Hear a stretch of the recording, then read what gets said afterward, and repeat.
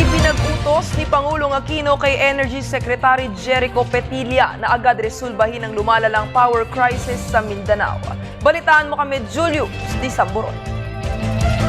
Matapos ang naranasang blackout sa buong Mindanao Huwebes ng umaga, umapila ngayon ang National Grid Corporation of the Philippines sa publiko na iwasan muna mga espekulasyon gaya ng pananabotahe sa mga naging sanhi ng pagkawala ng supply nito.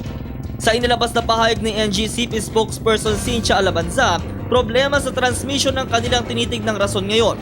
Batay kasi sa ibinigay na impormasyon ng grid operator, mag-aalas 4 ng umaga na magsimulang mawala ang supply ng kuryente. Agad din namang nagkaroon ng supply dahil sa mga generator sets ng mga power distributor plants. Pero ilang oras lamang ang lumipas ay balik normal na ang supply sa mga lalawigang apektado ng blackout. Focus is actually restoration.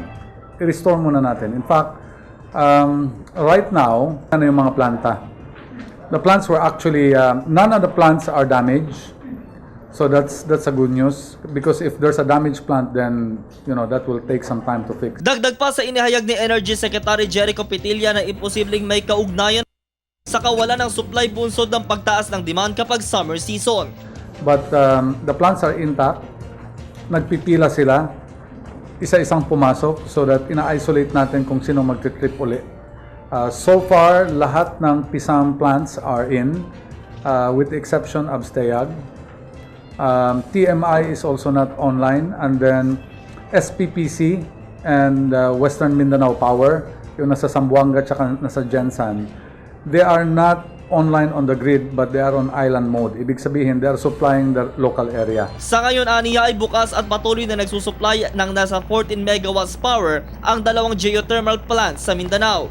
Samantala, posible naman umanong magkaroon ng rotational brownout sa mga sakop ng South Cotabato Electric Cooperative matapos ang naganap na region-wide blackout.